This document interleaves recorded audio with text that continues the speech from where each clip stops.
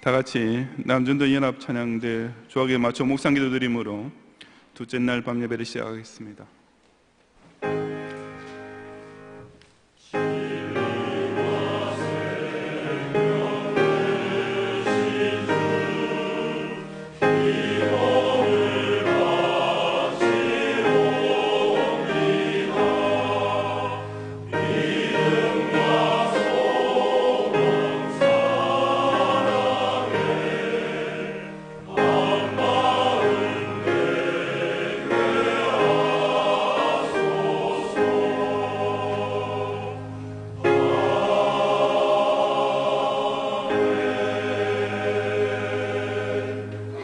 사람이 내게 말하기를 여호와의 집에 올라가자 할 때 내가 기뻐하였도다.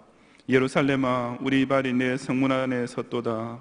예루살렘아, 너는 잘 짜여진 성읍과 같이 건설되었도다. 지파들 곧 여호와의 지파들이 여호와 이름에 감사하려고 이스라엘의 전례대로 그리로 올라가는도다. 거기에 심판의 보좌를 두셨으니 곧 다윗의 집의 보좌로다. 예루살렘을 위하여 평안을 구하라. 예루살렘을 사랑하는 자는 형통하리로다. 내 성 안에는 평안이 있고 내 궁중에는 형통함이 있을지어다. 내가 내 형제와 친구를 위하여 이제 말하리니 내 가운데 평안이 있을지어다. 여호와 우리 하나님의 집을 위하여 내가 너를 위하여 복을 구하리로다. 아멘.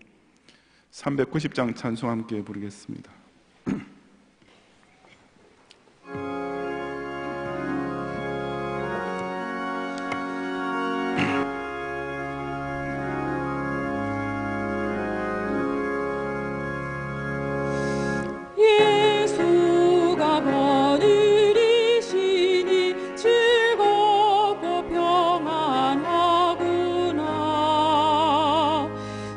주야의 자고 깨는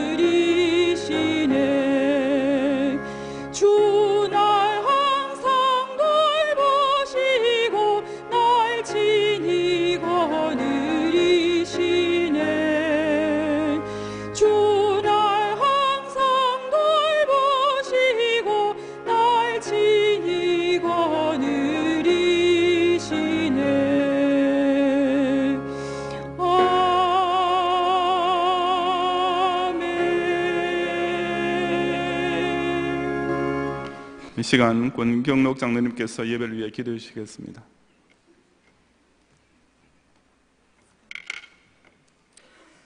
자비하신 하나님 아버지, 경양 45년 동안을 하나님 아버지께서 원로 목사님을 통하여 세우시고 개척교회를 하시고 얼줄에서 동자동에서 여의도 주부생활 빌딩에서 우정상가에서 이곳 강서성전을 건축하여 세계를 받은 교회의 사명을 감당하게 하여 주시며 이대 석기현 담임 목사님을 통하여 지금까지 불기둥과 구름기둥으로 보호 인도하신 에벤네셀 되신 하나님께 감사와 영광을 돌립니다. 근본성리의 김성봉 목사님을 세우시고 시간마다 성령 충만한 말씀으로 은혜 주시고 이 밤에도 신은이 주는 축복이라는 말씀으로 주실 때 모든 성도들이 은혜 받고 성령 충만하여 하나님이 주시는 직분을 따라 사명을 잘 감당할 수 있도록 축복하여 주시옵소서. 이 집회에 참석하여 은혜를 사모하는 성도들마다 세상의 모든 환난과 고통과 질병과 경제적인 문제, 신앙적인 문제, 자녀의 문제, 사업의 문제, 각각 모든 문제들을 해결받는 시간 되게 하여 주시며 저 천국에 가는 날까지 주님의 자녀로서 세상의 빛과 소금의 역할을 잘 감당하는 주의 신실한 자녀들이 되게 하여 주옵소서. 경양이 받은 세계 선교지를 축복하여 주시고 제네바 신대원을 하나님 부흥하게 하시며 신년맞이 비전 헌금을 모든 성도들이 기쁨으로 작정하게 하셔서 저 천국의 소망을 두고 살아가는 우리들에게 삶의 힘이 되게 하여 주시기를 기도합니다. 하나님 중심, 성경 중심, 교회 중심 생활과 바른 국가관과 바른 신앙관을 정립할 수 있는 경양교회에서 믿음 생활할 수 있도록 복 주시니 감사합니다. 이 밤에 세우신 주의 사자를 강건하게 하시고 성령 충만하게 하소서. 성도들에게 풍성한 은혜의 밤이 되게 하여 주세요. 이 세상에 나아가 예수의 향기를 나타내는 주의 성도들이 다 되게 하여 주시옵소서. 특송으로 영광을 돌리는 임마누엘 중창단과 샛별 어린이 합창단의 특송을 받아주시고 연합전도의 찬양을 받아주옵소서. 이 모든 말씀 우리를 죄에서 구원하여 주신 예수님 이름으로 감사하며 기도하옵나이다. 아멘.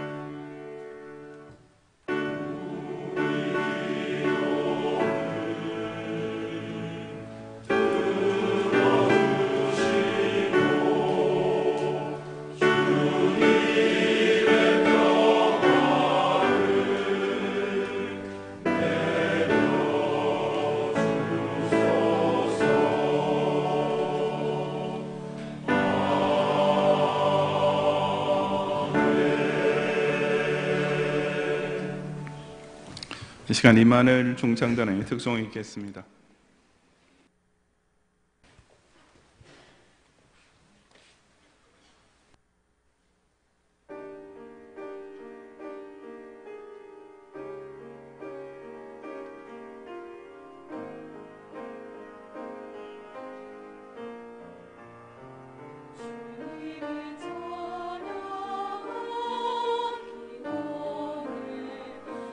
주님 얼굴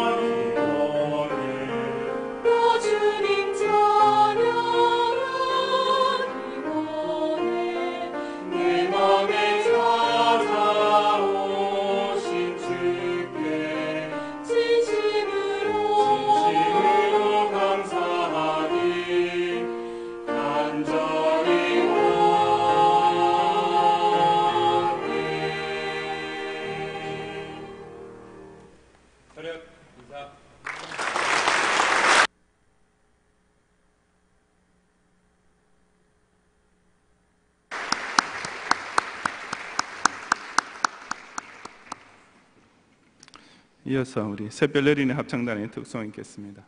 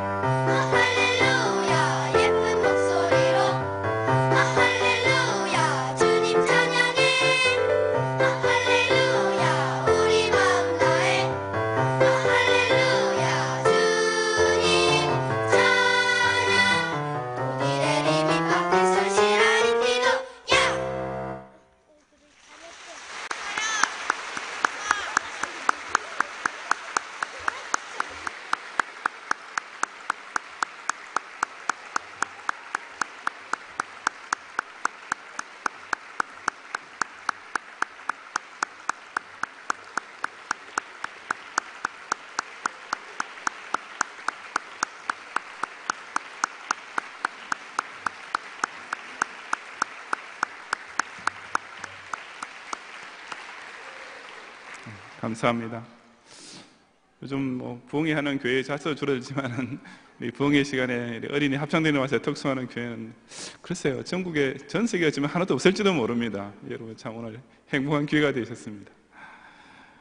이 시간 우리 성경 말씀 봉독하겠습니다. 레위기 25장 8절부터 13절의 말씀입니다.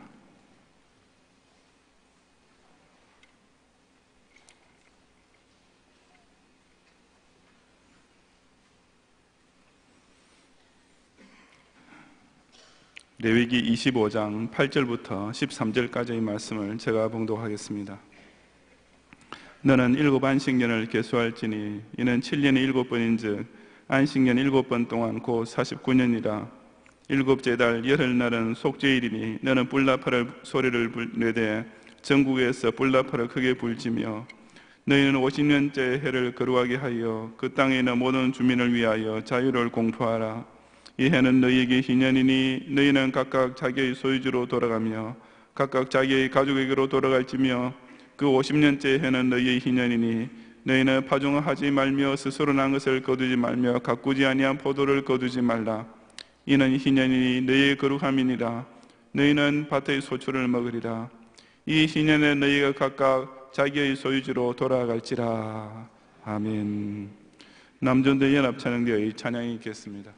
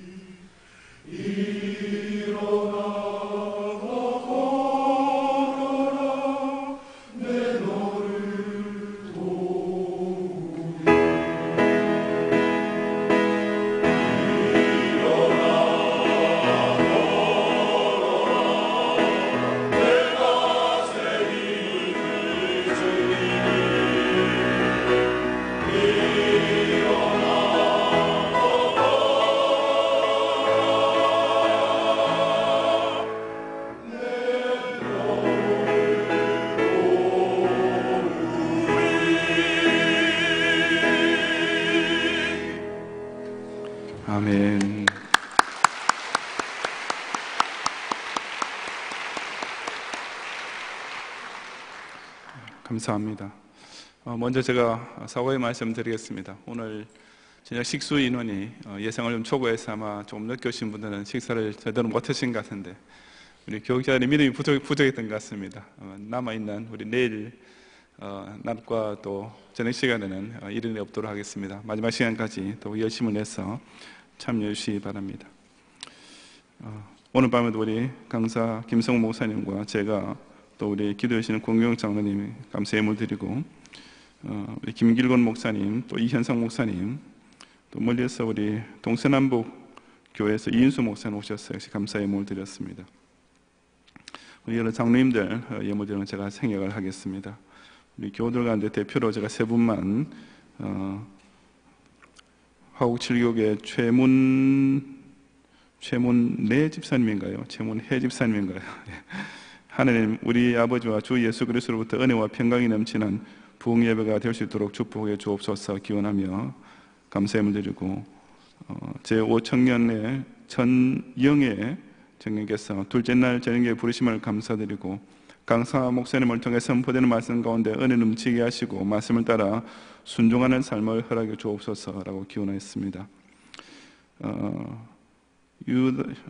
유다은 SFC 운동원 주님 감사합니다. 부흥의 사경에 둘째 날 저녁 예배 드리게 하시면 감사합니다. 이 시간 주님께서 주시는 말씀을 듣게 하시고 은혜를 받게 해주세요. 기원하며 감사의 예물 드렸습니다. 우리 김성모 목사님 나오셔서 신인이 주는 축복이라는 두 번째 날 제목으로 말씀하실 때 다들 은혜 받으시기 바랍니다. 드린 예물을 위해서 기도해 주시고 말씀 드리시겠습니다. 우리 나오실 때 또 환영의 박수로 맞이하겠습니다. 할렐루야. 하나님 아버지, 은혜를 사모하는 하나님의 자녀들이 오늘 부흥 집회 둘째 날에도 은혜 받을 마음의 준비를 하고 예물로 하나님 앞에 바치면서 하나님의 은혜를 사모하오니 바친 손길들과 이 자리에 함께한 주의 자녀들에게 긍휼을 베풀어 주시고 예비하신 은혜를 주시옵소서. 오늘 이 집회를 참석하고 하나님의 말씀을 듣는 가운데에 마음의 병이 고쳐지는 역사가 있게 하여 주시고 육신의 병이 고쳐지는 역사가 있게 하여 주시고 영혼의 병이 고쳐지는 역사가 있게 하여 주시옵소서. 종을 붙들어 주시고 온전히 성령으로 종의 모습을 감추어 주옵소서. 구주 예수님의 이름으로 기도드리옵나이다. 아멘. 교단 총회는 9월달입니다. 지난 9월달 총회를 마치고 총회회관에 일 때문에 잠깐 왔을 때에 수요일 날 이 경양교회를 제가 참석한 적이 있습니다. 설교 석기현 당회장 목사님 설교를 들으려고 참석을 했는데 부목사님이 설교하신 것 같아요. 이 1성전이 아니고 2성전입니까? 수요일 예배할 때. 그래서 제가 저 뒤에 앉아서 성도들의 모습을 쭉 살펴보았습니다. 그때 느낀 느낌이 뭐냐면은 경양교회 성도들이 이 설교를 듣는 그 수준이 한국에서 최고다. 나 그걸 느꼈어요. 그리고 오늘 낮 시간에 김 교수님이 강의하는 그 강의를 들으면서 맨 뒷좌석에서 또 성도들의 모습을 보았는데 똑같은 생각입니다. 경양교회 성도들이 설교 듣는 수준이 최고다. 근데 이번 집회 참석하면서 설교 듣는 수준뿐만 아니라 찬양대 짱입니다. 이 어린이 찬양대 정말 참 잘해요. 그래서 여러 가지 면에서 도전을 받으면서 제가 설교 전에 잠깐 하나 쪼끄하고 말씀을 오늘 드리려고 합니다. 이 설교를 영어로 뭐라고 하느냐 하면은 sermon이라고 하는 그런 단어를 씁니다. sermon. 근데 여러분 찾아보면 이 sermon이라고 하는 단어 뜻이 두 가지 있는데 하나는 설교, 두 번째는 잔소리.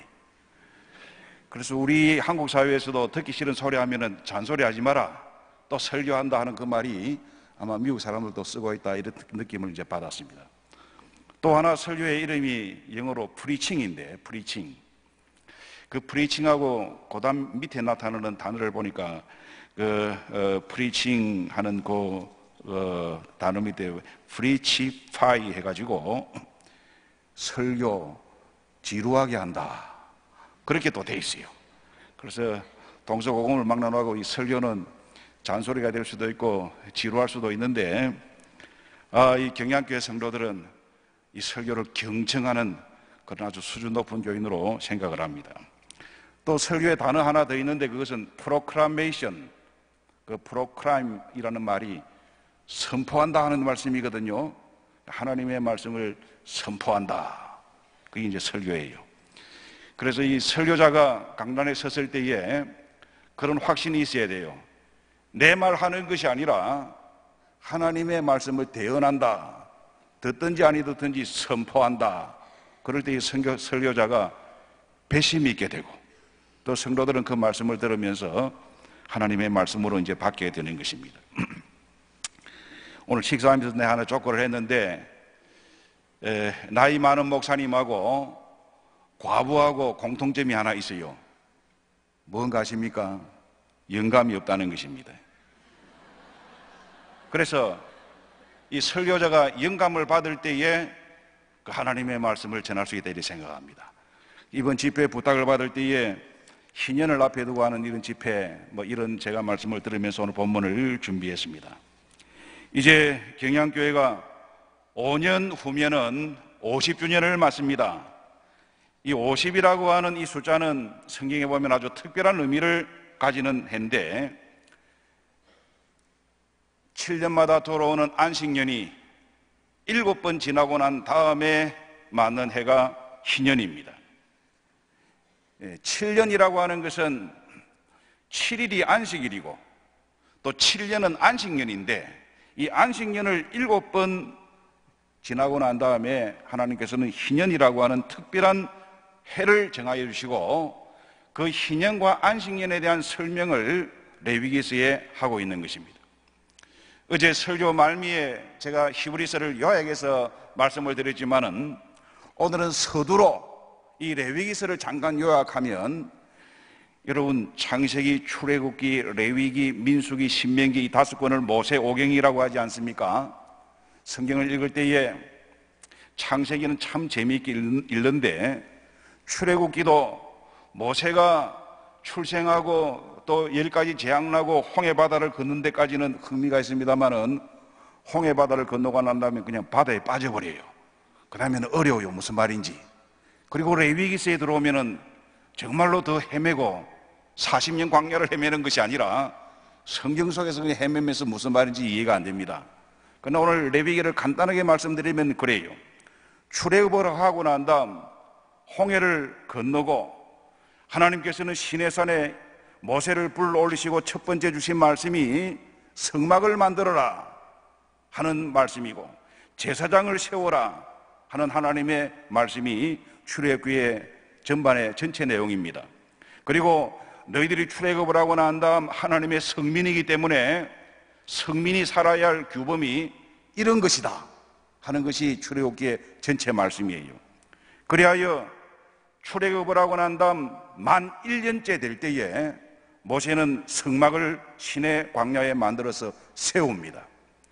레위기서는 이 출애굽을 한 그 1년 이후에 하나님께서 말씀하신 대로 이 성막에서 어떻게 제사를 드려야 될 것인가 하는 제사법이 레위기의 초반에 나타납니다. 7장까지 나타나는 제사법이에요. 그 제사를 통하여 하나님을 만나는 거예요. 그 다음에는 이 제사를 집전하는 제사장에 대해서 설명하고 있어요. 제사장이 거룩해야 된다. 제사를 드릴 때는 이런 식으로 드려야 된다는 하나님의 규범이 나타나고, 그 다음에 나오는 말씀이 정결법에 대한 것입니다. 이것이 거룩한 것이니 하나님의 백성이 먹어야 할 것도 있고 먹지 말아야 할 것도 있고, 하나님의 백성이 살아야 할 집이 깨끗해야 되고, 유출병, 나병하는 이러한 피부의 모든 문제에 있어서 정결법에 대한 설명을 하고 있는 것입니다.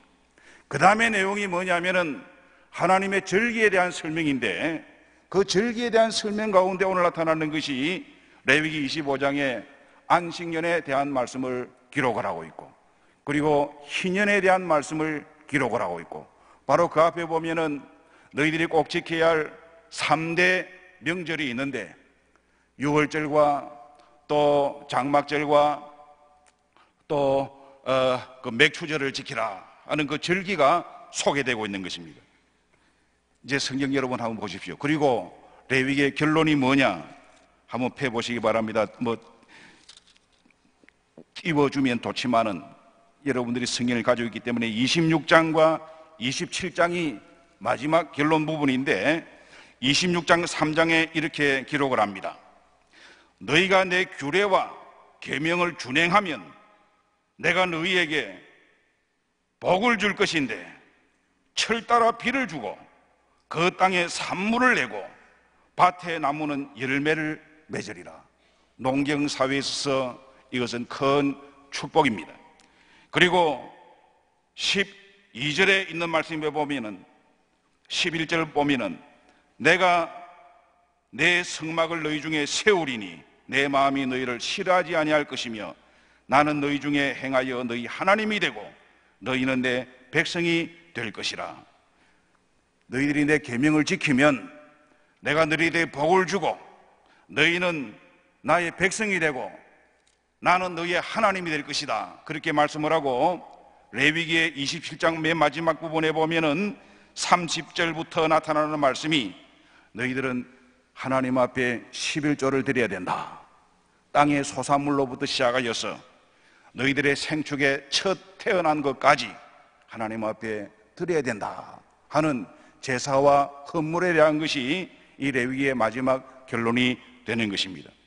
그러니 시간적으로 보면은 이 레위기는 10년, 20년 그 기간에 기록된 것이 아니라 출애굽을 하고 성막을 만들고 난 다음 그들이 시내 광야를 떠나서 행진하기 바로 그 직전, 하나님께서는 백성들에게 주신 말씀이 하나님 앞에 어떻게 예배를 드려야 되고 하나님 앞에 어떻게 절기를 지켜야 되고 하나님 앞에 어떻게 바쳐야 하고 하는 이런 하나님을 만나는 그러한 중요한 과정으로서 예배와 제사에 대한 것, 그것이 하나님의 명이고 그것을 지킬 때에 내가 너에게 복을 주겠다 하는 이 축복이 여기에 약속으로 나타나는 것입니다. 그러니 이 안식년 제도는 하나님께서 명령한 명령입니다. 안식년을 지켜라. 레위기 25장에 나타나는 이 안식년의 규례가 안식년을 지켜라. 7일 동안 여세 동안 열심히 일하고 마지막 날 7일에는 안식일을 지키라. 그것이 십계명에 나타나지만은 안식일뿐만 아니라 안식년도 지켜라 그렇게 했어요. 지금 우리가 이 안식일을 주일 개념으로 안식 후 첫날이 예수님이 부활하신 날이기 때문에 우리 신교 기독교에서는 이 주님이 부활한 날을 안식일의 개념으로 지킵니다. 주일날 쉬고 그날은 하나님을 만나는 날이고 하나님께 예배드리고 성도의 교제를 나누는 날로서 이 안식일을 지는데, 이것은 창세기에 기록된 대로 하나님의 명이고 하나님께서는 여세 동안의 모든 것을 만드신 이후에 마지막 7일은 거룩하게 하시고 그날을 복되게 하셨다 그랬어요. 여러분들이 주일을 잘 지키는 이것은 만세복음, 우리의 삶에 복을 받는 그 하나의 중요한 그 시간적 스케줄이 되는 것입니다. 그뿐 아니고 오늘 읽은 이 말씀에 보면 레위기 25장 방금 말씀드린 대로 안식년을 지키라고 하였는데, 이 안식년은 땅을 쉬게 하는 것입니다. 농경사회에서 땅을 쉬게 하고 씨를 뿌리지 않지만은 저절로 태어난 것들을 너희들이 수확하지 말고 오고 가는 가난한 사람들이나 나그네들이 먹고 들 짐승도 그 밭에서 수확하는 것을 먹을 수 있도록 버려두어라. 그래서 여러분, 하나님이 안식년에 땅을 쉬게 하는 것이나 타작을 할 때에 한 귀퉁이를 남겨두고 또 이삭이 땅에 떨어진 것을 줍지 말라고 하는 것은 구약적 하나님의 배려로서 지금의 팀 문화라고 할 수 있어요. 가난한 사람을 배려하고, 나는 당회장 목사님과 식사를 몇 차례 하는 가운데에 목사님이 미국으로 생활한 것뿐만 아니라 그리스도인으로서 꼭 식사에 서빙하는 사람들한테 이렇게 팁을 주는 것을 내가 여러 차례 보았는데 그 성경적 생활에 어울립니다. 여러분들이 팁을 주는 거 좋아요. 택시 타고 나서도 잔돈 끝까지 안 받고 좀 더 주는 것이 좋은데 택시를 타고도 안에 같이 아이고 권사님 집사님 하면서 교회를 한참 하고 난 다음에 이야기를 하고 난 다음 나머지 잔돈 받으려고 기다리고 있으면 뭐 이 교회는 그런 분들이 없겠지만 우리 교회는 택시 기사들이 좀 있었어. 그런 이야기를 많이 해요. 뒤통수를 대고 교회 안 가겠다. 내가 참 이런 이야기를 듣습니다. 이것은 안식년 제도에 하나님께서 가난한 사람을 배려하고 땅의 지력을 소생시키는 그런 하나님의 특별한 뜻이 있고 또 영적인 의미로서 하나님의 백성들이 우리가 추구하고 살아가는 그 삶의 마지막 목표가 땅의 소산이 아니라 하나님의 나라의 안식이 우리에게 있다는 것을 영적으로 깨우쳐주는 그런 의미가 있는 것입니다. 히브리서 4장에 보면은 이 안식에 대한 그 신학적 영적 교훈을 분명히 말씀을 하는데 너희는 두려워하여라. 하나님의 안식에 들어갈 날들이 하나님의 약속으로 우리에게 있지만은 너희 가운데에 이 약속에 이르지 못하는 자들도 있다. 그러니 너희들이 복음을 받은 자들이 들은 것으로 끝을 내지 말고 너희의 믿음과 결부를 지켜서 하나님의 영원한 안식에 들어갈 수 있도록 노력을 하라 하는 이것이 히브리서 4장에 나타나는 주제가 되는 것입니다. 신명기 15장은 이 안식년을 또 다른 단어로서 면제년이라 이렇게 기록을 하고 있습니다. 여러분들이 신명기 15장을 읽어볼 수가 있습니다. 그런데 이 면제년에는 특별한 일을 하나 하는데 같은 동족 간에 돈을 빌려주었을 때에 그 해에는 독촉하지 마라. 좀 숨통 좀 돌릴 수 있도록 놓아두라 하는 그런 내용들이 담겨 있는 것입니다. 완전히 탕감해 주라는 말씀은 아닙니다. 여러분 빚을 지고 사는 사람이 빚 갚기 얼마나 힘들겠어요. 그러니 이 면제년 안식년이 될 때에 동족에게 빌려준 것에 대해서는 독촉하지 말고 숨통을 좀 틔워주고 숨 좀 쉴 수 있도록 해주고 하는 이런 의미가 신명기 15장에 나타나는 것입니다. 여러분 이 신명기라고 하는 말씀의 의미는 뭐냐면은 율법을 다시 설명한다 하는 그런 의미가 있어요. 그래서 출애굽을 한 지 40년이 지나는 동안에 이스라엘 백성들이 광야에서 다 죽습니다. 20세 이상의 사람들은 다 죽습니다. 그리고 가나안 땅에 들어갈 사람들은 출애굽 당시에 20살 미만의 사람들만이 들어가게 되는데 모세는 가나안 땅에 들어가기 바로 직전 모세 나이 120세쯤 되었을 때에 가나안 땅에 들어갈 이 이스라엘 백성들을 향하여서 출애굽 때 받았던 하나님의 말씀을 다시 한번 그들에게 설교를 하고 재진술을 하는 것입니다. 그것이 신명기예요. 그런데 이 신명기에도 15장에 보니까 똑같이 안식년에 대한 설명을 하면서 면제년이라 빚을 독촉하지 말고 채무자로 하여금 부담감에서 해방이 될 수 있도록 하고 이 면제년을 언급한 것은 가난한 자를 위한 제도로서 없는 사람도 같이 더불어 살 수 있도록 하는 하나님의 배려요. 예로부터 빚진 죄인이라고 빚 때문에 자살하는 사람도 있는데 하나님께서는 이런 교훈을 통하여 우리를 향한 하나님의 자비와 사랑을 말씀을 하고 함께 더불어 사는 사람들이 가난한 이웃에 대하여 자비와 긍휼을 베풀 수 있도록 그리고 그들에게 긍휼과 자비를 베풀 때에 인색한 마음으로 하지 아니하도록 억지로 하지 말고 하는 하나님의 그러한 귀한 말씀들이 이 신명기 15장에 안식년의 또 다른 의미로 면제년이라고 설명을 하고 있는 것입니다. 여러분들이 읽는 잠언에 보면은 이런 물질의 문제에 대해서 중요한 원리를 설명을 하고 있는데 너희들 가운데에서 흩어구제하면서 더욱 부하게 되는 자도 있고 과도하게 아껴도 가난하게 사는 사람도 있다. 그렇게 말씀을 하고 구제를 좋아하는 자는 풍조가 여지고 남을 윤택하게 하는 자는 자기도 윤택하게 될 것이다 하는 이런 원리를 말씀을 하고 있는 것입니다. 가난한 자에게 은혜를 베푸는 것은 우리도 같은 연약한 피조물이기 때문에 자비와 긍휼을 남에게 베풀어야 하고, 또 이 안식년과 면제년을 통하여서 우리가 살아가고 마지막 생각을 해야 될 것은 이 땅의 물질이 아니라 하나님의 나라다, 영원한 안식이다 하는 것을 소망하도록 하는 것입니다. 그래서 성도들이 교회 안에서 교제를 할 때에 별을 이뤄 대금하지 말라, 대금치 말라, 이자놀이 하지 말라고 성경에 가르치고 있습니다. 가까운 성도들에게. 이것은 여러분들이 생활 속에서 케이스 바이 케이스로 하나님의 말씀과 여러분들의 삶 속에서 잘 적용해야 될 문제고, 성도들끼리 물질 거래하는 것, 돈을 빌리는 것 조심해야 되는 것입니다. 성도라고 함부로 돈을 빌리지 아니하고, 옛날에는 이 구약적 성경에 보면은 돈을 빌려서 갚지 못하면 종살이하게 돼요. 그러니 아주 조심해야 되는 것입니다. 그런데 오늘 제가 좀 레위기, 민수기를 설명하면서 율법적인 말씀을 하는데 수준 높은 성도들이시기 때문에 잘 이해할 줄로 아는 것입니다. 하나님이 안식년을 지켜라, 면제년을 지켜라, 희년을 지켜라 하는 것은 단순한 선포로 끝나는 것이 아닙니다.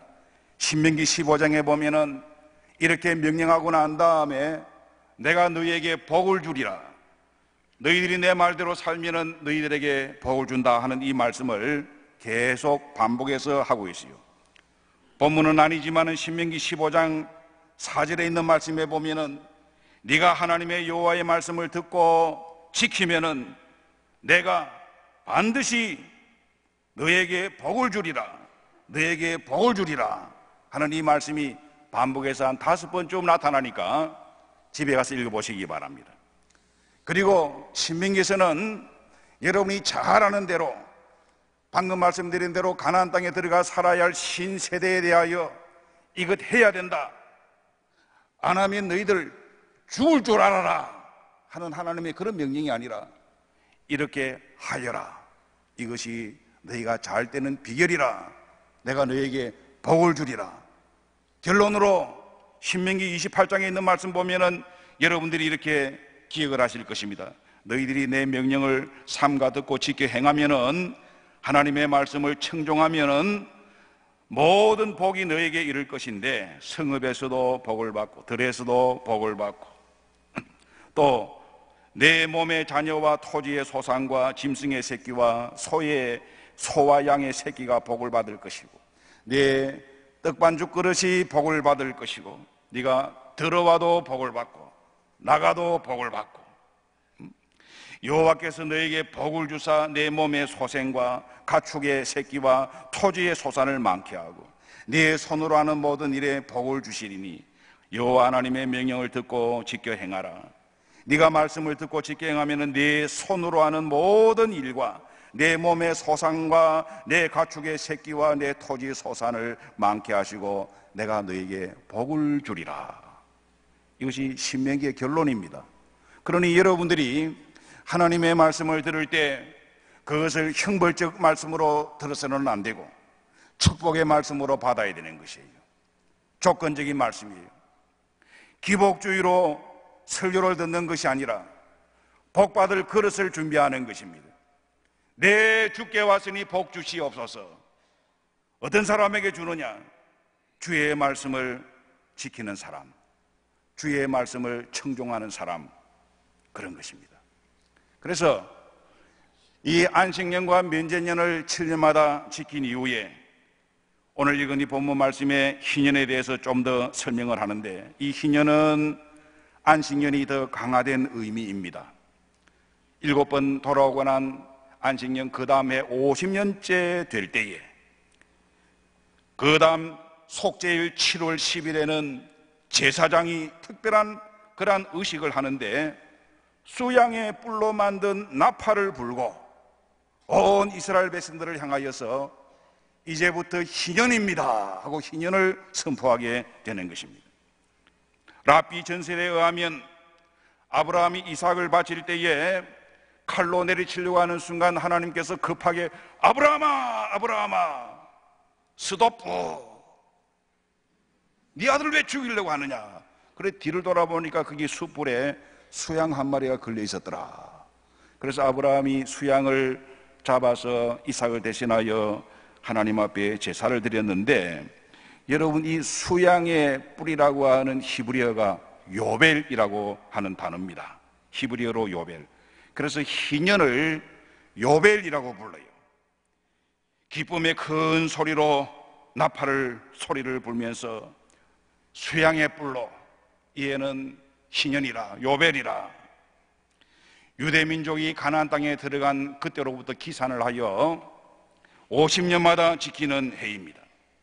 그런데 이 희년은 아주 특별한 해로서 기쁨의 해고, 빚을 지고 살았던 사람들은 동족들에게서 빚에서 해방이 되고, 가난하여 집을 팔고 또 밭을 팔아서 남에게 다 그냥 소유로 만들어버리고 빈털터리가 되었던 사람들은 그 희년이 되면은 다시 원상복구하여서 그 땅을 찾을 수가 있는. 그래서 저는 이 성경을 읽고 주석적인 것으로 보았을 때에 이 희년이 지금 또 유대 사회에 계속되고 있느냐 하는 것은 잘 모르겠어요. 될 수가 없는 것은 이스라엘 백성들이 바벨론 포로에서 돌아오고 예수님을 십자가 죽이고 난 다음 2000년 동안 디아스폴라 전 세계에 흩어졌기 때문에 지금까지는 그렇게 지킬 수가 없었겠지요. 그러나 이 희년이 구약시대에 지켜지고 있었다고 하는 것은, 알 수 있는 것은, 여러분 룻기를 읽어보면 그 나오미가 나오지 않습니까? 나오미의 남편이 엘리멜렉입니다. 베들레헴에 살고 있던 엘리멜렉과 또 나오미가 흉년이 들었기 때문에 모압으로 피난을 가서 거기에서 아들들을 결혼을 시키고, 그런데 이 베들레헴에서 떠나왔던 이 엘리멜렉의 가족이 거기서 우환을 당하여 남편도 죽고 두 아들이 죽습니다. 결혼을 시켰던 두 아들이 죽고 두 자부만 남았는데 나오미가 두 자부를 다리고 베들레헴으로 돌아옵니다. 큰 자부는 돌아가고 나오미가 룻만 다리고 돌아왔을 때에 이 룻이 볼이 타작하는 시점에 남의 밭에 가서 이삭을 줍지 않습니까? 우연히 들어간 그 밭이 보아스라고 하는 사람의 밭입니다. 그래서 나오미가 룻에게 이야기를 합니다. 이 보아스는 너의 시아버지의 기업을 물을 자다. 기업을 물어줄 자니까 내일 또 너는 딴 밭에 가지 말고 보아스의 밭에 가서 이삭을 줍도록 하라. 그래서 이 보아스가 룻을 측은히 여기고 사랑하는 마음이 있어서 이렇게 말합니다. 내가 너의 시아버지의 친족으로서 기업을 물을 수 있는 자이긴 하지만은 나보다 더 가까운 근족이 있는데 그가 기업 물을 권리를 포기한다고 하면은 내가 당신의 시아버지의 기업을 물러주겠다. 기업을 물러준다 하는 이 말은 히브리어로 고엘, 대속한다 그 말씀이에요. 대신 사준다. 예수님이 우리를 위하여 대신 죄값을 지고 죽었다는 그것도 고엘입니다. 우리를 대속했다. 그 사람의 빚을 대신 갚아주는 게 그게 고엘이에요. 그래서 이 보아스가 룻을 아내로 삼고 그리고 아들을 낳았는데 그 아들이 오벳이고 또 오벳이 이새를 낳고 이새가 다윗을 낳지 않습니까? 그러니 이 보아스, 룻이 놓았던 이 오벳이 다윗의 증조 할아버지가 되는 예수님의 족보를 이루는 그 기사를 사사기 끝이 난 룻기에서 읽어볼 수가 있어요. 가나안 땅에 들어간 지 300년쯤 되었을 때 일입니다. 그러니 그 시대에 이 희년의 제도가 지켜졌다는 것을 알 수가 있어요. 지금 안식년에 대한 것도 7년마다 지켜지는지는 잘 모르긴 하지만은 한국에 있는 대학 교수나 여러 교수들이 안식년으로 연구를 하고 하는 것을 보면은 이 안식년이라고 하는 그러한 전통이 유대 사회에서 계속 지켜져 내려왔다는 것을 알 수가 있는 것입니다. 안식일은 물론 더 말할 필요도 없는데 여러분들이 텔레비전에 혹 그런 여행 프로를 보면은 지금 시오니즘으로 이스라엘을 다시 창립한 이스라엘 백성들은 지금 안식일을 철저하게 지키고 있습니다. 안식일 날 문을 닫고 상점에서 일하던 사람들이 과일이나 이런 것은 밖에 내놓고 나그네들이나 지나가는 사람들이 먹을 수 있도록 그 성경의 원리를 실천하는 것을 제가 본 적이 있습니다. 희년은 안식년이 7번 돌아오는 그런 특별한 해입니다. 제가 이제 미국에 몇 차례 여행을 해보았는데 필라델피아에 아주 중요한 그 여행지가 독립기념관이 있습니다. 그 독립기념관에 들어가면은 볼 수 있는 몇 가지가 있지만은 그 가운데 가장 그 인상적인 것이 자유의 종이라고 하는 것이 전시되어 있습니다. 1681년 영국의 찰스 왕이 이제 미국에 도착한 이민들에게 총독으로 땅을 다스리게 하였는데 윌리엄 펜이라고 하는 사람에게 이 필라델피아 그 지역에 있는 땅을 통치하도록 했어요. 그래서 그 통치하는 그 땅의 이름을 펜실베니아 주라고 부르는 것은 그 통치하는 총독의 이름이 펜이라고 하는 사람이고, 또 필라델피아 그 지역에는 숲이 아주 좋습니다. 나무가 굉장히 울창합니다. 그래서 라틴어로 숲이라고 하는 말, 실바라고 하는 말을 그냥 합성을 해서 펜의 숲이라, 그렇게 해서 주 이름이 펜실베니아라고 되었다고 합니다. 지금도 펜실베니아는 아름다운 숲의 도시입니다. 1701년 이 펜이 그 땅을 통치를 하면서 이런 이상을 이제 자기가 선포합니다. 나는 이 땅을 자유로 통치하겠다. 신앙의 자유를 찾아온 그 이민들. 그러나 그 당시에는 생각할 수 없는 단어입니다. 자유, 생소한 말인데 나는 자유로 이 땅을 통치하겠다. 그리고 50년이 지난 1750년에 펜실베니아에 살던 주민들은 이 펜을 기억하여서 종 하나를 영국에 주문 제작을 했어요. 그리고 그 종에다가 글귀를 써넣는데 레위기 25장 10절에 있는 이 말씀입니다. 그 말씀은 이 해를 거룩하게 하여 전국 거민에게 자유를 공포하라 하는 이 말씀을 거기에 새겨 넣었어요. 제가 가서 읽어보았어요. 이후 이 종은 나라가 중요한 일이 있을 때마다 그 종을 울렸습니다. 1776년 미국 독립선언 때에도 종을 쳐서 울렸고, 그리고 남북 전쟁을 마치고 난 다음에 노예 폐지론자들은 이 종을 들고 전국을 순회하면서 종을 쳤는데, 그때 그 종에 쓰여져 있는 글귀를 발견하고 그 종의 이름을 자유의 종이라고 선포를 했습니다. 조지 워싱턴 생일 때 1840년인데 이 종을 하도 많이 쳤기 때문에 금이 가서 더 이상 칠 수가 없었기 때문에, 그래서 그것을 지금 독립기념관에 보존을 하고 있는데, 여러분 이 펜실베니아는 미국의 13주 가운데에 가장 으뜸이 되는 주라서 그 주의 닉네임이 뭐냐면은 키스톤 스테이트, 미국의 가장 그 출발이 되는 키스톤 스테이트로 그렇게 명명이 되어 있는 것입니다. 50년은 의미가 있어요. 자유를 선포하고 50년은 하나님의 그 레위기에 쓰여 있는 그 말씀의 정신이 담겨 있는 것입니다.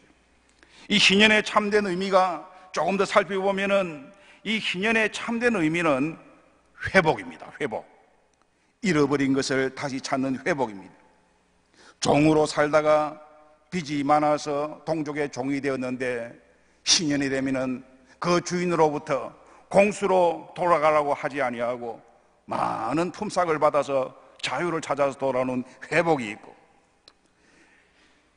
가난한 집을 팔고 땅을 팔았고 경제적으로 찌들려 살고 있었는데 이 희년이 되면은 그냥 가까운 친족이 물러주는 것이 아니라 친족도 돌아보지 아니하는 그 상태에서 다시 원소유주로 회복이 되는, 그래야 이스라엘의 12지파가 다시 그 자리에 성립하는 그런 의미가 담겨 있는 것입니다.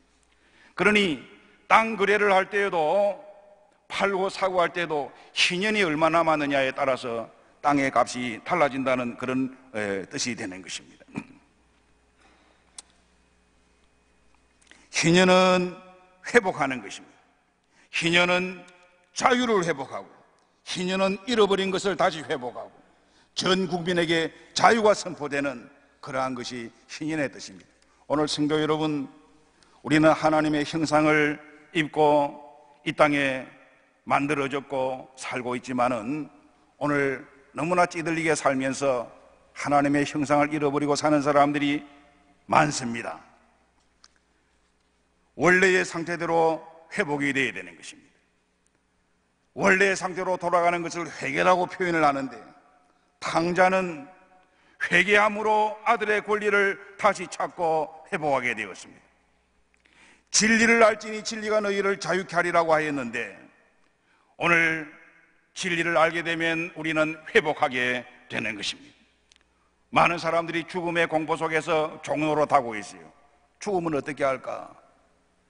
큰일 났는데, 믿음이 좋다고 생각되는 성도들 가운데서도 그 죽음 앞에서 두려워 떠는 사람들을 많이 보고, 또 그 사람이 죽었다는 소식을 듣고는 비슷한 병을 앓는 사람이 더 놀라서 졸도하는 경우도 있어요. 하여튼 우리는 교회 안에서 믿는다고 하면서도 죽음의 그러한 굴레 속에 살고 있습니다. 저는 이제 16년 전에 이제 새벽 기도 시간에 말씀드렸지만은 이제 어머니하고 또 이모님 내외분하고 한번 여행을 시켜드린 적이 있는데 유럽을 갔댔어요. 그 누가 안내 하는 것도 아니라 제가 그냥 공항에서 차를 하나 렌트해서 지도 하나, 그 당시엔 내비게이션도 없으니까 핸들 위에 올려놓고 이제 한 주간 동안 쭉 여행을 했어요. 마지막 돌아오는 한 이틀 전쯤 되었는데 한 주간 동안 계속 운전하면서 누가 봐주는 사람도 없고 지도 보고 그렇게 오니까 얼마나 피곤한지, 그날은 출발해서부터 비가 억수같이 쏟아져서 이 와이파를 해도 앞에 안 보일 정도로서 한 2시간 그런 상태로 이제 운전을 하다 보니까 너무 피곤했어요. 파리에 좀 들어갈 때에 저녁 식사쯤 되는 한 4시쯤 됐나요? 밥 먹는 그 식당도 마땅치 않고 휴게소에서 샌드위치를 하나 먹으면서 목을 축일 것이 없어서 이제 이게 커피를 따라 마셨는데, 이 자판기에 눌리니까 요만한 잔에다가 커피가 아주 참 조금만 나오는데 나중에 알고 보니 그게 에스프레소 커피예요. 에스프레소. 샌드위치 하나 먹으니까 목 마르잖아요. 하나 꼴짝하니까 또 더 마시고 4잔인가 마셨어. 왜 웃습니까? 여러분 에스프레소 정체를 아시네. 나는 무식해서 몰랐어요. 그리고 난 다음에 차를 몰고 세느 강변에 도착을 했는데 운전을 못 하겠어요. 내 이모님과 이모부님은 그 대한외과 학회 학회장을 하시고 외과 전문이고 박사고 한데, 내 이 맥을 잡으니까 맥이 거짓말 안 하고 한 200개쯤 뛰는지 150개쯤 모르겠어요. 팍팍팍팍 이렇게 뛰는데, 아이고. 그래서 그때 제가 이 큰일 났구나, 나 이것을 그냥 죽을 수밖에 없겠다 생각하고, 이 노인들이 걱정할까 싶어서 차에 앉혀두고 세느 강변에 가서 강에다가 대놓고 방뇨를 하고, 그리고는 이 물을 마시고 2시간, 3시간 동안 해서도 진정이 안 돼요. 마침 거기에 있는 파리에 있는 내 친구 이 주소를 적어가지고 그 이모부 박사님한테 전달해주고, 여기 주소입니다 하고는 의자에 앉아가지고 찬송을 부른 것이 빈손 들고 앞에가 십자가를 붙드네, 의가 없는 자라도 도와주신 바라고 생명샘에 나가니 나를 지켜주소서. 그 찬송을 불렀습니다. 여러분, 그래서 저는 그 후로도 이 죽음에 대한 것은 항상 이런 생각이에요. 우리가 하나님이 부르실 때에 그리스도의 십자가 의지하는 것밖에 없습니다. 그리스도의 보혈이 우리의 소망이고 내 노력은 아무것도 없어요. 내가 그리스도로 예수를 나의 구주로 믿고 주님께서 내 죄를 속하여 주셨는데 그 시간이 바로 이 시간이 될 수도 있고 그 시간이 일주일 후가 될 수도 있고, 이번 3월 8일에 그 내가 수술하는 거 그 수술이 무슨 자랑이라고 자꾸만 이야기하는 거고 여러분 생각할지 몰라도, 제가 이번 아주 평범한 진리들을 몇 가지 좀 깨달았어요. 설날, 2월 달에 설이지요. 설날부터 이제 걷기가 너무 어려워서, 그리고는 수술 직전에는 하루 전에는 그냥 꼬꾸라져서는 방에서 한 5m 되는 화장실, 5m 뭡니까? 3m 되는 화장실에도 못 가겠어요. 그러면 퍽 꼬꾸라지고. 그래서 엉금엉금 기어서 이제 가서 수술을 하게 되었는데, 수술방에 들어갈 때 내 느낌이, 내가 부산 고신대 보건병원에 수술을 했거든요. 대한민국에서 제일 좋은 병원이 어느 병원이냐고 내한테 물으면은 나는 고신대 보건병원이 최고 병원이라고 생각합니다. 서울에 세브란스니 서울대 병원 가지 말고 어려운 일이 있으면은 부산에 가서 수술하시기 바랍니다. 근데 수술방에 들어갈 때 말이죠, 그 기분이 이상한 게, 제가 부산에서 장례식을 참 많이 하는데, 부산의 장례식은 영락공원에서 합니다. 영락공원 화장장. 그 화장장에 들어갈 때 관에다가 미는 데다가 관을 올리지 않습니까?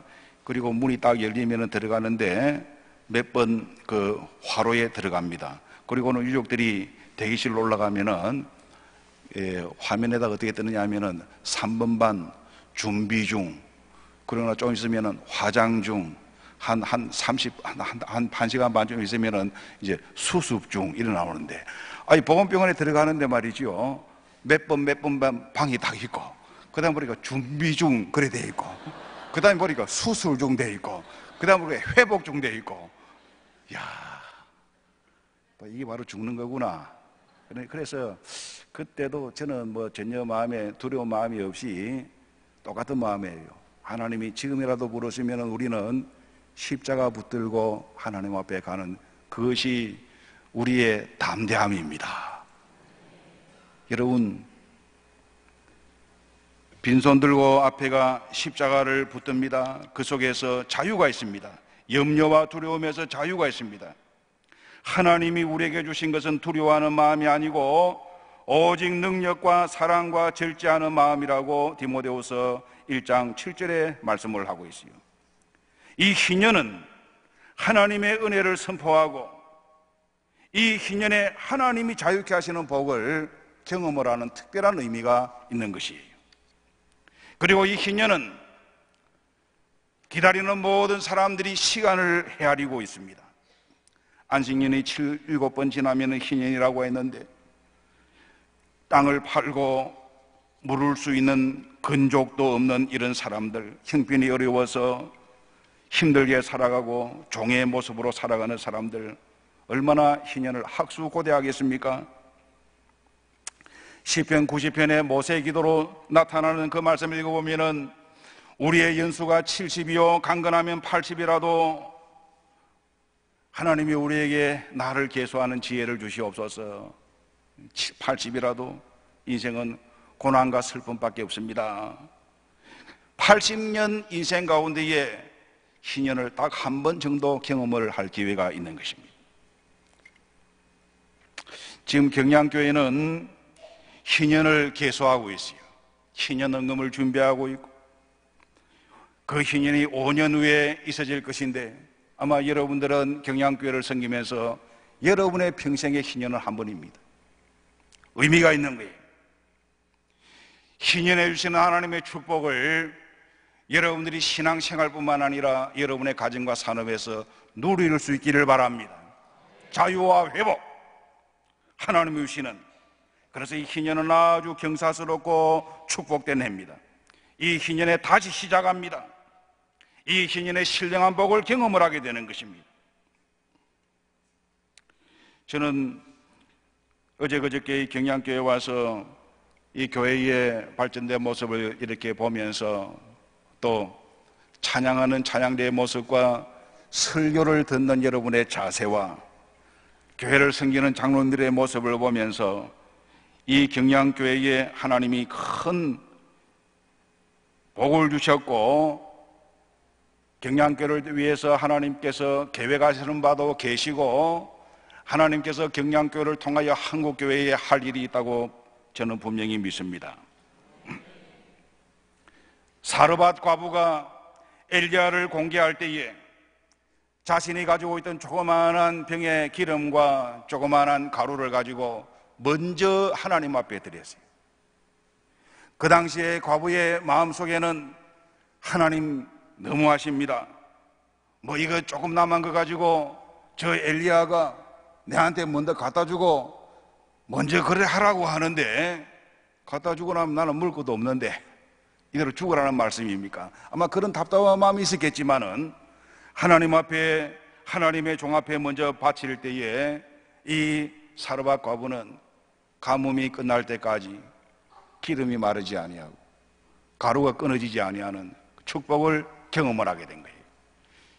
경양교회가 45년 전에 올라올 때에 아무것도 없었는데 하나님이 어디서 이런 것들을 주셨는지 새로운 희년이 될 때에 여러분들은 이 경양교회에 만족하지 아니하고 한국교회를 향하여 일을 할 수 있는 여러분들이 되기를 바랍니다. 경양교회와 희년을 생각해 보면은 5년 후에 날짜를 지금 헤아리고 계신데 저도 경양교회의 세월을 헤아리고 있는 사람입니다.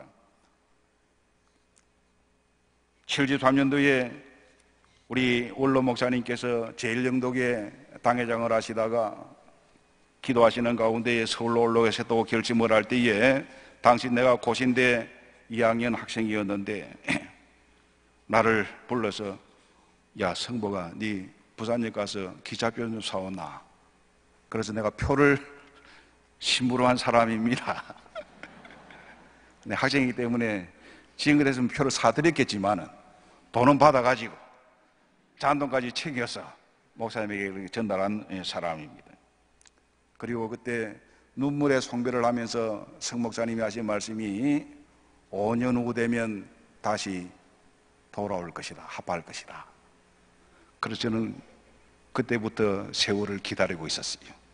그게 45년이 되었어요.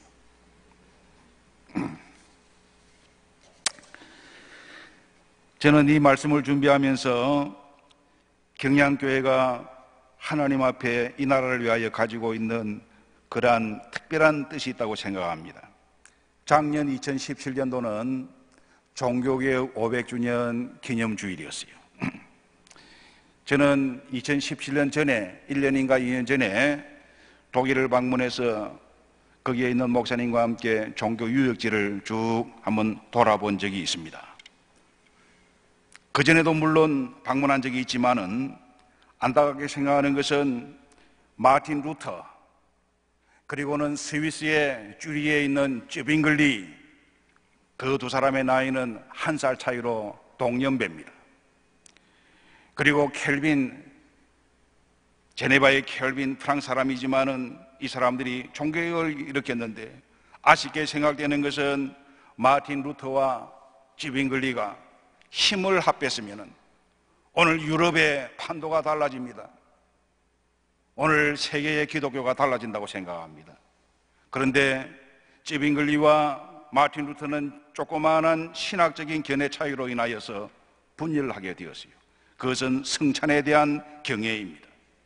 뭐 공제설이면 어떻고 기념설이면 어떻습니까?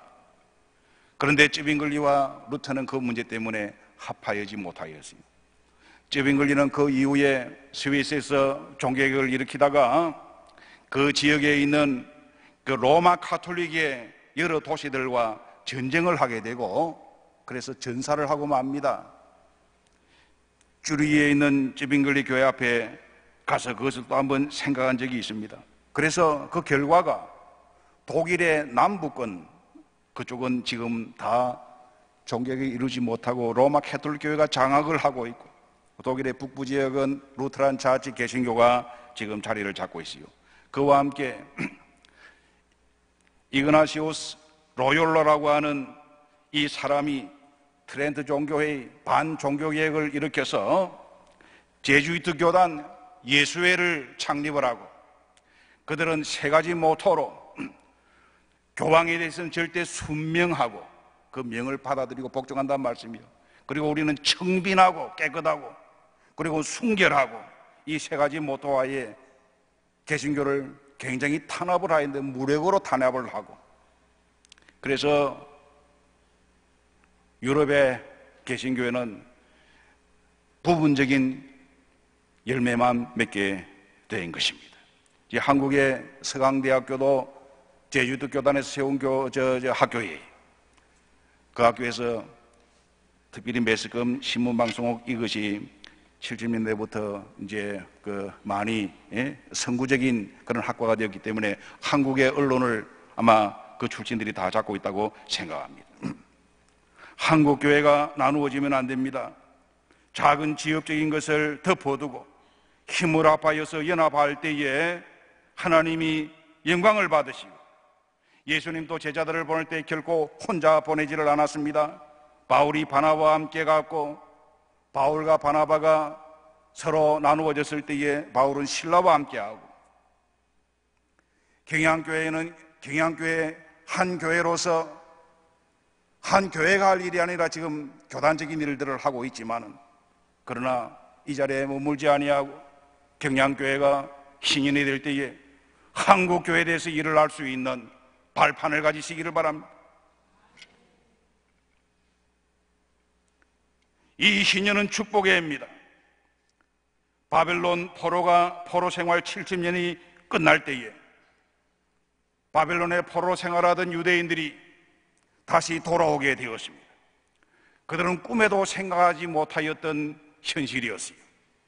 그래서 그들이 바벨론의 포로 생활을 할 때에 얼마나 신앙적으로 갈급하고 영적으로 힘이 들었던지 바벨론 강변에 버드나무에 검은고를 걸어놓고 수금을 걸어놓고 우리가 시온을 기억하며 울었도다 그랬어요. 그리고 해방되어서 예루살렘으로 돌아올 때 그들이 불렀던 성전에 올라가면서 부르는 찬송이 하나님께서 우리를 포로에서 돌이키실 때 우리가 꿈꾸는 것 같아도다. 생각하지도 못한 일, 계획하지도 못한 일인데 하나님께서 이 일을 이루어졌습니다. 그리고 찬양하면서 예루살렘을 향하여 올라오게 되었습니다. 저는 목회 경험이 아주 단순합니다. 저는 믿음의 집안에서 태어났기 때문에 유아 세례를 받았습니다. 대연동에서 대연교회 통합적 교회에서 유아 세례를 받고 주일학교를 다니다가 초등학교 6학년 때에 1964년도에 영도로 이사를 가서 제1영도교회에 출석을 하게 되었고 내가 고등학교 학생 때에 서건태 목사님이 내가 중학교 3학년 때였구만요. 서건태 목사님이 입교 문답을 했습니다. 그리고 원로 목사님의 영향과 또 지도 속에 고려신학대학에 입학하게 되었어요. 저는 주일날 제1영도교에서 설교를 들으면서 죄송합니다만은 당회장 목사님 죄송합니다. 성 목사님의 땡감 지르는 설교 속에서 눈물 흘리며 설교를 들었어요. 여기 와서는 목사님이 과음을 안 지르겠지만 그래서 우리 교단의 많은 목사님들이 목사님의 그 영감 있는 설교를 지금도 기억하고 그리워하고 있는 분들이 많이 있습니다. 신학교 마치고 해군군목을 3년 동안 했습니다. 그리고 포항에서 제대하고 그곳에서 3년 동안 교회를 개척을 하고 85년도에 연산중앙교회에 부임을 하고 담임 목사로 지금까지 이제 심호하고 있으니까 좀 단순하지요. 목회가 그렇게 좀 이력이 너무 짧아요. 서울에서 보면 부산은 참 시골이고 또 저희 교회는 부산에서도 큰 교회는 아닙니다만은 작년에 총회를 통해서 하나님께서 부족한 사람을 부총회장으로 세워주셨어요. 그러니 지난 내가 금요일 날 이곳에 올라와야 되는데 하루 빨리 목요일에 올라오게 된 것도 한국 기독교 회관에서 뭐 교단장 이렇게 모임 속에 무슨 위촉하는 일들이 있는데 그 일들을 맡겨주었기 때문에 하루 일찍 와서 여러분에게 폐를 하루 더 끼치고 있는 것입니다. 부총회장이 되었기 때문에 오늘 이 부흥회를 설교할 수 있는 기회도 하나님이 주셨다고 생각합니다. 제가 말씀드리는 것은 여러분 한국 교회를 위하여 한 교회가 일할 것이 아니라 교단이 함께 일하고 같은 믿음을 가지고 있는 자들이 힘을 합할 때에 하나님이 영광을 받을 수가 있는 거예요. 경량교회 희년의 목표를 제가 전달을 받았는데 흥관을 위한 흥감이 있고 수도권의 지교회도 개척하고 신학대학원도 후원하고 북한 선교도 준비하고 강서 지역의 복지 사업도 하고 이런 기도의 제목들이 이루어지기를 축원합니다. 다 동참하시기 바랍니다. 사르밧 과부처럼 여러분들이 가지고 있는 것을 내면 하나님이 이루어질 줄로 믿습니다. 그런데 부족한 사람이 바라는 것은 강서 지역만 생각하지 말고 한국을 생각하세요. 크게 생각하세요. 한국교회를 기독교를 전체로 일을 할 수 있는 경양교회 발판이 되기를 축원합니다. 교단이 받침이 되고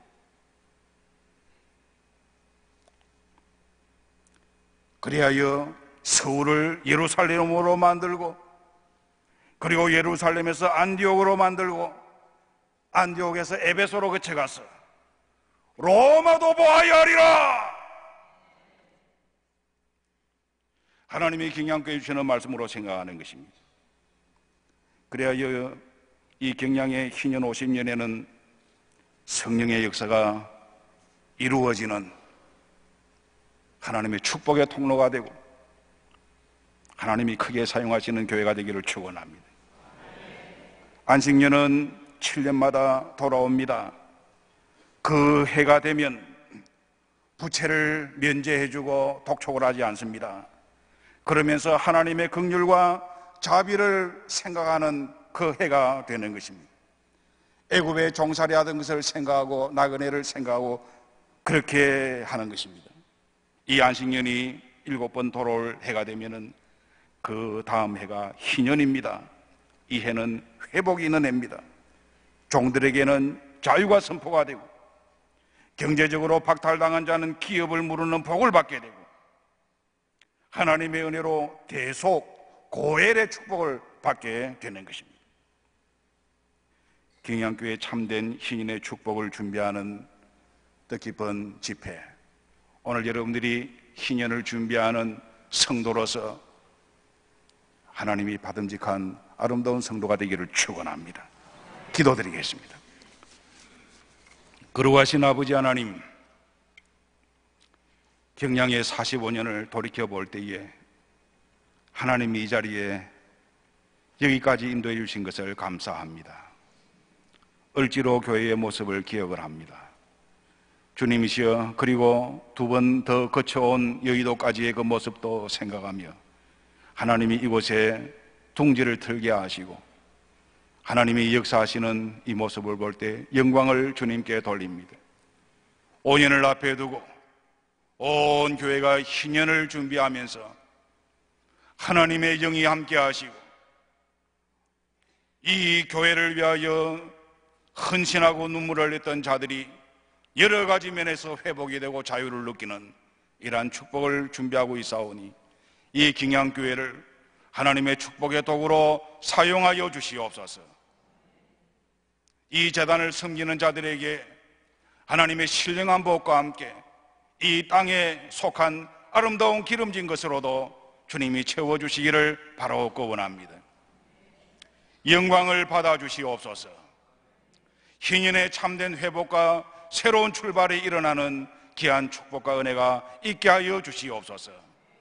거룩하신 아버지 하나님, 하나님 앞에 이 교회를 이루면서까지 장로님들을 위한 여러 중직자들과 많은 사람들의 온전한 희생과 눈물과 바침이 있었나이다. 그러나 주님, 그것이 결코 헛된 것이 아니라 하늘의 미랄이 땅에 떨어짐으로 많은 열매를 맺는 축복의 길이 된 것을 믿사오니 아버지 하나님, 이들이 살아가는 데 있어서 자녀 손들이 더 잘되게 하여 주시옵시고 네 손으로 하는 모든 일들이 복을 받을 것이라고 하는 하나님의 축복의 말씀을 간증할 수 있는 자들이 되게 해 주시옵소서. 구주 예수님의 이름으로 기도드리옵나이다. 아멘.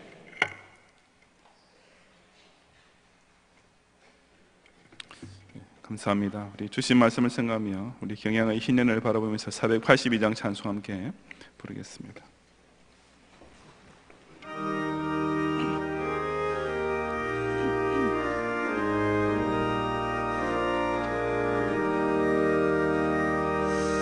참 즐거운 노래를 늘 높이 불러서 이 세상 사는 동안 주 찬양하겠네.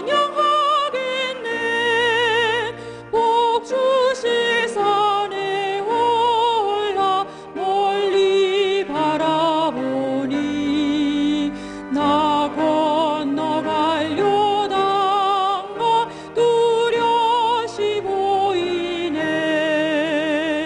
참 아름다운 노래 늘 높이 부르세.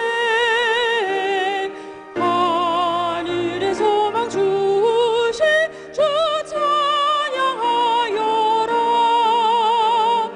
참 아름다운 노래 다 함께 부르세. 하늘의 기쁨 주신 주 찬양하여라. 참 즐거운 노래를 늘 높이 불러서 내 영혼 구원하신 주 찬양하겠네.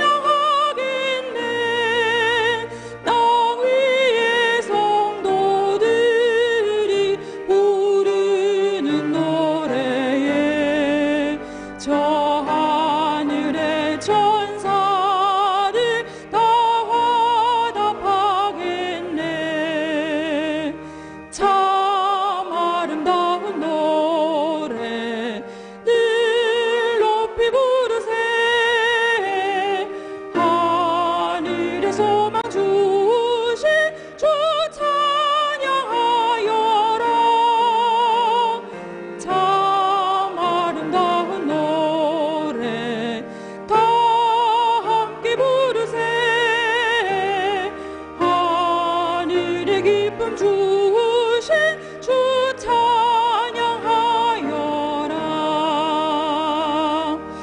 참 즐거운 노래를 늘 높이 불러서 만왕의 왕 되신 주 나 찬양하겠네.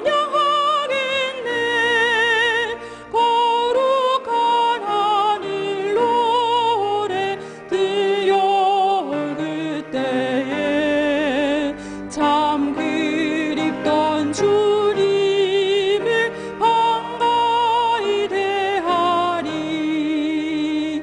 참 아름다운 노래 늘 높이 부르세. 하늘의 소망 주신 주 찬양하여라. 참 아름다운 노래 다 함께 부르세. 하늘의 기쁨 주신 주 찬양하여라.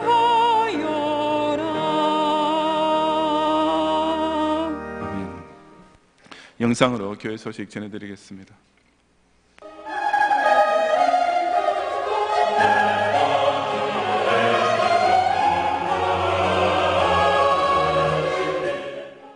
부흥사경회 소식입니다.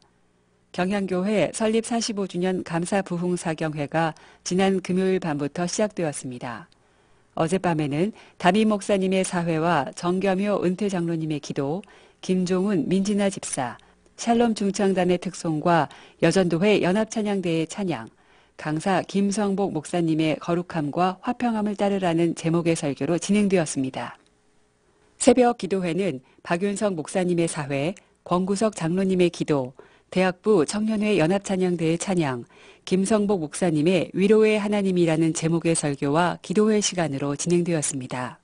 오전 특강은 김주원 목사님의 사회, 윤종권 장로님의 기도, 피셜 중창단, 에베네셀 중창단의 찬양, 제네바 신학대학원 교수이신 김대희 목사님의 공동서신 새로보기, 세상과 교회라는 제목의 특강으로 은혜 중에 진행되었습니다. 내일은 경향교회 설립 45주년 기념주일로 지킵니다. 성도들과 재직들은 개인적으로 감사 헌금을 드리시며 교회 설립 기념주일에 동참하여 주시기 바랍니다. 내일 점심과 저녁 식사도 교회에서 성도님들께 대접합니다. 감사합니다. 다 같이 경향교회 노래 1절과 5절만 부른 후에 우리 총회장이신 김길로 목사님께서 축도해 주심으로 둘째 날 예배를 마치겠습니다.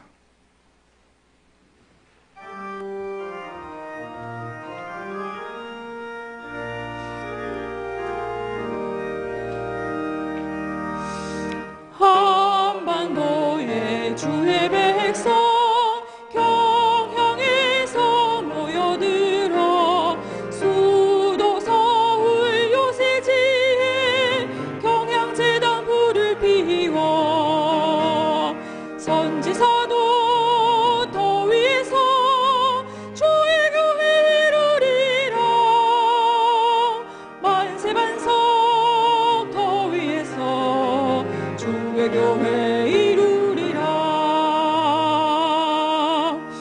가실 때에 다시 오마 약속하신 우리 주님 기약 따라오실 줄을 굳게 믿고 대망하며 경향방주 창을 열어 택한 백성 불러 모아 경향방주 창을 열어 공주에서 영접하리 오 경향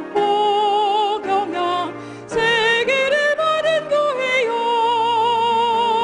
임마누엘 시온의 영광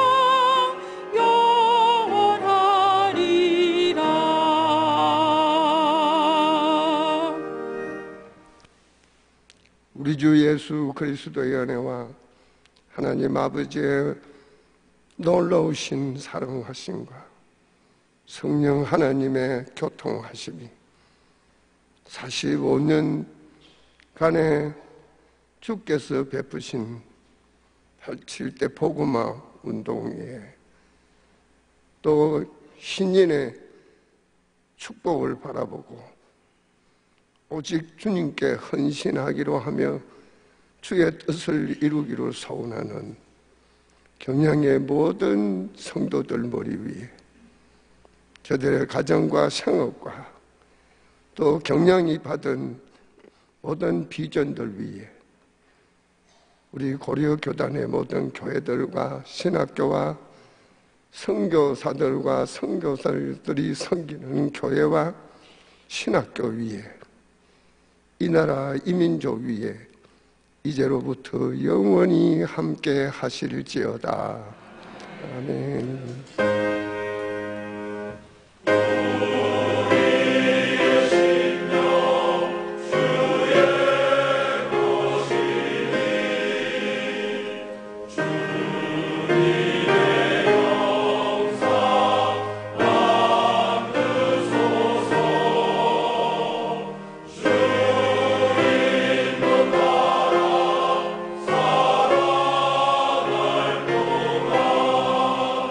사